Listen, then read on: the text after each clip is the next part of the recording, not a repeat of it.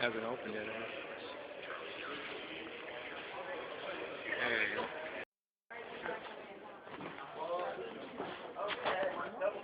All right, thank you.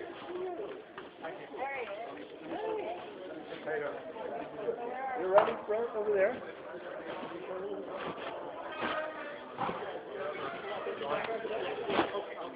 Very good.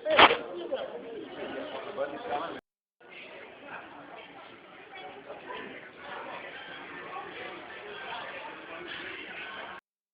She also had a soft spot in her heart for youngsters.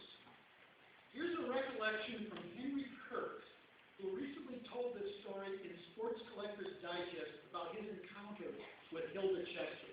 And I quote, "Before and after a game, Hilda could be found at Peak Luncheonette, a local hangout on Bedford Avenue directly opposite the end. Hilda and my mother became friends, and I would occasionally join the group to hear Hilda tell stories about the Dodgers players. One summer afternoon in August 1953, shortly after I finished my junior year at Erasmus Hall High School, I was sitting at by the dawn's early light, what so proudly we hailed at the twilight's last gleam. Buy me some peanuts and Cracker Jack. I don't care if I ever get back, for it's root for the home tune.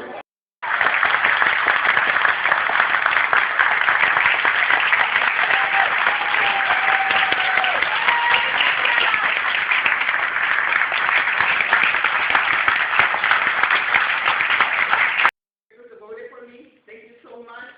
This award is, oh my God, it's so, I could have never imagined that you guys were going to give it to me. But this award, you know, is not just for me, it's for everybody. It's for all those that have to support this great game of baseball.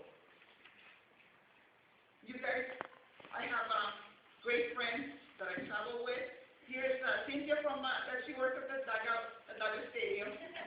Cynthia. Honored to receive the 2013 Tony Salem Memorial Award. I really wish that I could be there to accept the award in person, but I am currently coaching in Major League Baseball's Reviving Baseball in the Interstates Tournament. 20 years ago, I set out on a mission to bring baseball back to South Philadelphia, and history played a major part in that mission.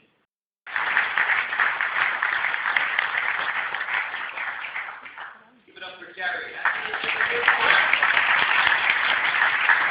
For me, it's because you guys see the game of baseball, the beautiful game of baseball, as something that exists beyond wins and losses and statistics. And I just got back from Brazil, where they have a saying where they say, statistics are like a really tiny bathing suit. They show so much, but they hide the most important parts. I think that's very true. I also think maybe I like that you're beyond wins and losses because I'm a Mets fan, so it's always easier to say baseball's bigger than wins and losses when your team is and not bad. And I said, Dad, why do I keep thinking of Sanford? And my dad, who was born and raised in Brooklyn, just blocks away from Evans Field, he said to me, he said, son, look to your Brooklyn Dodgers, and you'll know why that's in your head. And so I went back and I read Julius Tygel's Baseball's Great Experiment, Arnold Rampersand's book, Jackie Robinson, two books I recommend. Looked in the index for Sanford, Florida, and sure enough, there it was. That's why it was in my head. Sanford, Florida was the city that almost defeated Jackie Robinson. So many people tried to defeat Jackie Robinson and couldn't, but Sanford, Florida almost did. I would make the case to you that only Babe Ruth is in the discussion when we speak about who is the most consequential baseball player in the history of time. And Jackie Robinson certainly is in that discussion with Babe Ruth. His wife Rachel felt threatened. There were threats at his house. His daughter Sharon, when she speaks of Sanford, Florida, she speaks about the threat of violence that always hung over the heads of our family. It got so terrible, especially after there was an actual rally that involved members of the Sanford Chamber of Commerce and members of the police department at the mayor's office saying, no way, we will not have an integrated team on the field in Sanford. It got so bad that Branch Rickey made the decision to move Jackie Robinson's family out in the dead of night to Daytona Beach, fearing for his safety. Then Branch Rickey did something quite amazing, quite remarkable. He moved the entire team to Daytona Beach, taking everybody out of Sanford. I would make the case that that was a heroic decision by Branch Rickey. That's the thing about standing for civil rights. You can't just do it when it's convenient. You can't just do it to look backward and say, weren't we great in the 1940s and 50s? You have to take that tradition and make it count. And I've been very disappointed that Bud Selig and Major League Baseball have not stood up to the fact that Latino players actually feel unsafe in the state of Arizona right now. That all Latino players now carry a packet with them when they're in the state of Arizona in case they're stopped by police or their family are stopped by police and they're asked for their papers. This is a reality for 27.7% of Major League Baseball players. I'm very honored to be here to introduce Joseph Francis Lefty O'Doul. Lefty O'Doul was, to me, a man of reinvention. He was a major league pitcher and then reinvented himself and became a major league hitter. He became one of the all-time greatest hitters in major league history. He ended his playing days and then ended up being one of the Hall of Fame managers of the San Francisco Seals. So he reinvented himself again. In the 1930s, Lefty O'Doul went to Japan, and they loved him and adored him so much they called him Banzai O'Doul. And Lefty continued this man of reinvention, and he, to me, was a pioneer that really bridged the Pacific and Hall of Fame for all his impactful famously at Lefty O'Doul's restaurant in San Francisco, which is like a museum. If you've never been there, please stop in at some point, which Lefty started. We had an induction ceremony, and we had Con Dempsey, who was a starting pitcher for the 1949 Seal team. We had Dino Rastelli, who was a starting first baseman for the 49 Seal. We had Kathy Harada come in from Palm Desert. Oh, don't worry, Gato. Thank you very much. On behalf of the O'Doul family, I'm proud to accept this award. Cousin Frank would be very proud that he's honored by real baseball fans and not writers from all over the country. I'd like to congratulate the other members that are elected today to receive an award. It's really, and someone who's not here, Kerry's friend and my friend, Chris Karen from Fresno, who's a sportscaster and a talk show host, is the first one that told me about the incredible talents and achievements of Eddie Feigner. Now, I've read hundreds of sports books in my time, but one I picked up last year at the Friends of the Library bookstore for $1.50 really captured my imagination. In its core, the book tells an all-American rags-to-rich story of the true life adventures of a man who was born an abandoned baby in Walla Walla, Washington in 1925. He was a king then, but in name only, because his name was Earl King. He hardly lived a life of royalty. Instead, he grew up in a strict Seventh-day Adventist household. He didn't have radio, he didn't have newspapers, he couldn't go to the movies.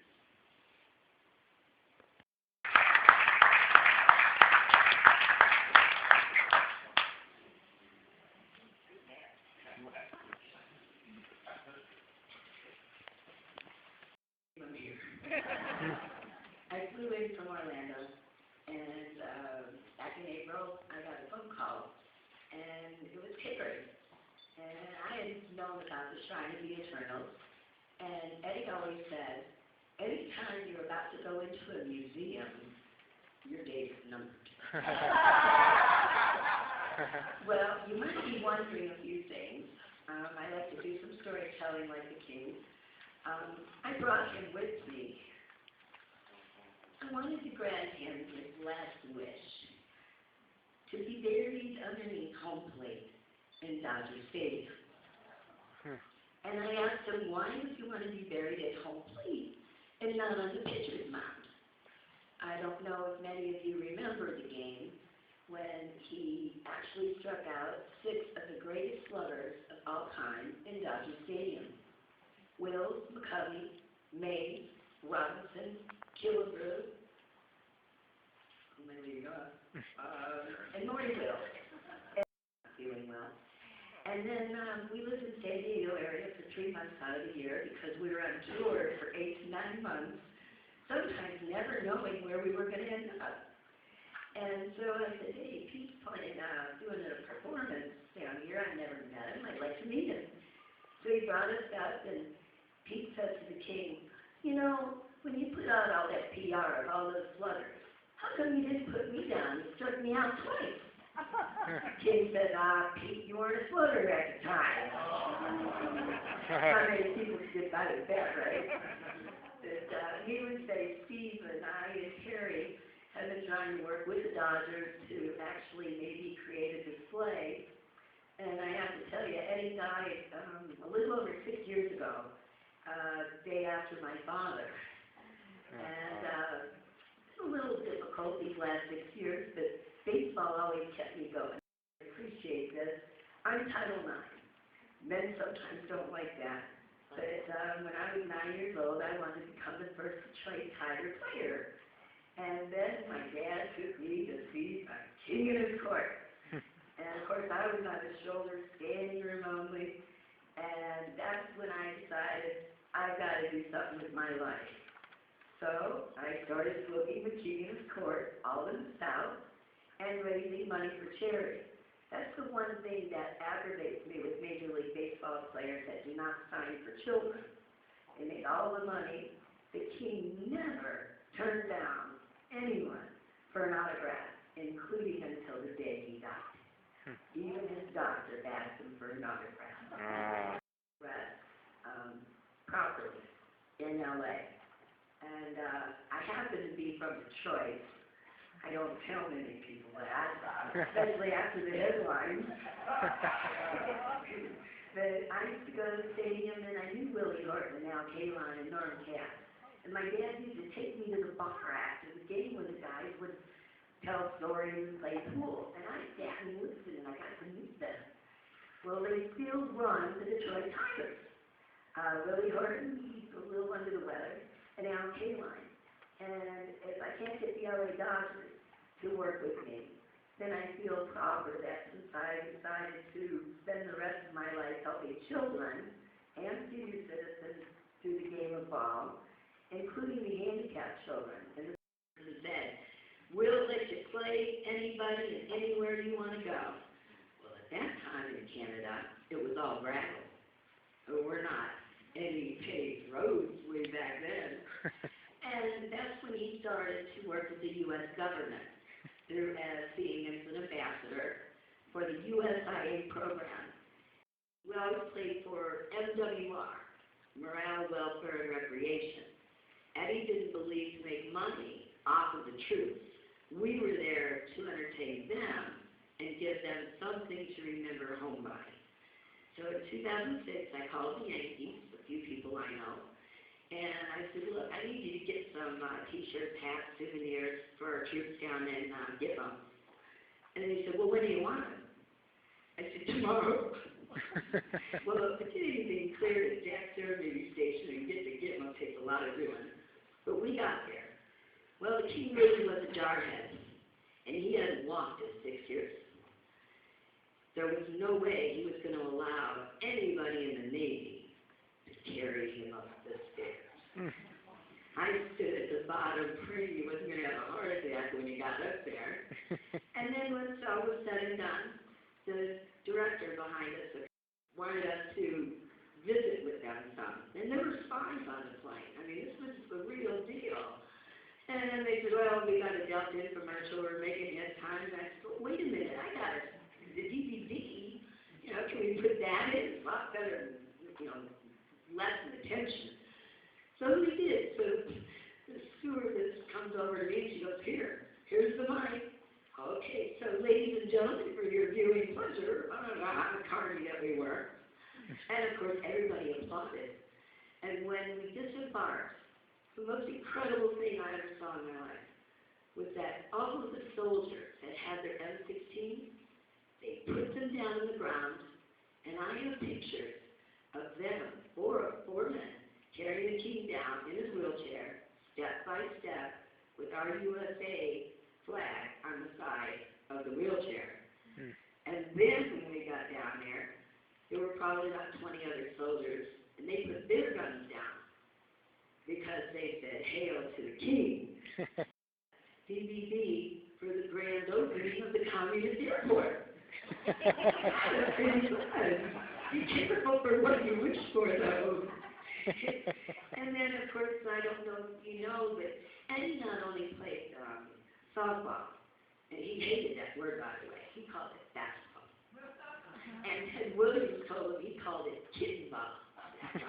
He knew about you.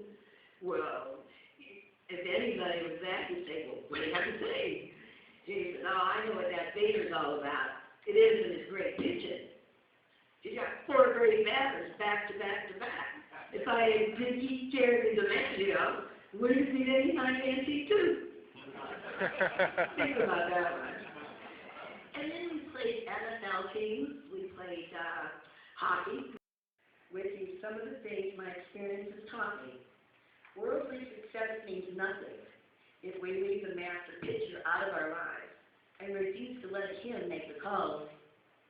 I was reared in a religious atmosphere, but decided early in life that God had no particular interest in me. Ball became an obsession with me, and worldly fame and fortune my only God. But the master pitcher says, "Thou shalt not have other gods before me."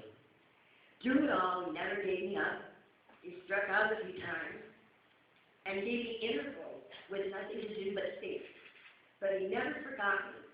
Recently, during one of those times of enforced quiet and meditation, I rediscovered the joy of complete alignment with my heavenly promoter, who has completely changed the pattern of my life and given me peace I would hardly have believed possible. I had many trophies, symbols of worldly success, to decorate my den.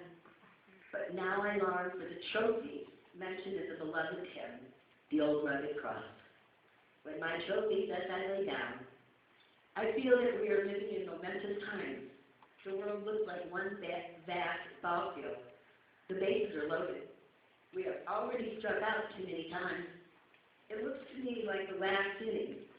The old world has only one more chance, and that chance is Christ. This life is just a training camp to see how we play the game, and it does make a difference. The last batter to strike out in your lifetime and mine. All good things must come to an end. And one of these seasons will be my last one, without perhaps too much advance notice. So when the time comes for me to lay down the old softball, I want to feel that I have done a little more than just entertain my fans and friends. Young and old alike, I am in there pitching for the master and playing the fair game, clean and square, in preparation for the big leagues in God's eternity. Thank you very much. God bless you.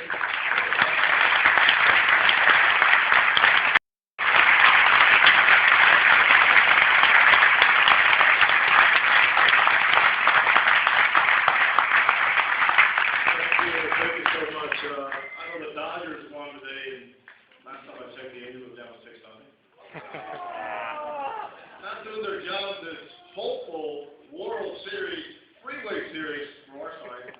I tell you, some of the most anxious moments we as a family have lived in baseball had nothing to do with us playing baseball, but it had to do more with the anxiety that we lived when, just like now, we took 3 rows of the family section at Dodger Stadium, but they wouldn't announce Manny Mota to pinch hit, because what happened was the whole section will go, and we'll go, and my poor mom clenching onto that cross and praying and hoping for the best. It was beautiful. Never complained about it. We just went along, even though there are some nights when he could not have the same meal that his other teammates were having in the same restaurant. And in 1962, that dream came true as he joined the San Francisco Giants along with his childhood idol, Willie Mays, and was able to join up fellow Dominicans like Felipe Alo and Juan Marichal. So the list goes on, a 20-year Major League career with a 304 career average. Besides the Dodgers, of course, he played for the Giants. The Giants fans always around. Travel well. Very well. Now, these are different Giants, not the ones that so many people dislike right now here in LA. Or are they? Pittsburgh Pirates joined them, and Barry also joined one of those childhood idols, Roberto Clemente. To this day, my dad says, just imagine, I get to the big leagues, and I first joined the Giants, Willie Mays, great teacher, great leader, and then I joined my fellow Latino, Roberto Clemente, who did so much like Jackie Robinson did for the Hispanics. From there was the Montreal Expos, and that was pretty picture in the history of the game. Once again, number 11, Manny Mota.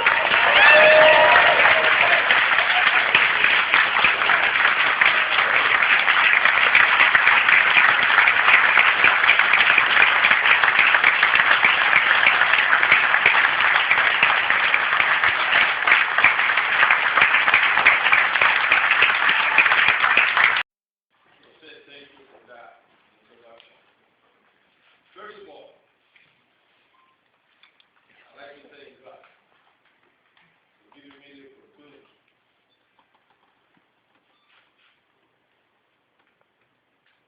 to be here today. It's a great honor to be here today, receiving this recognition. On behalf of my family, my wonderful lovely wife, Margarita.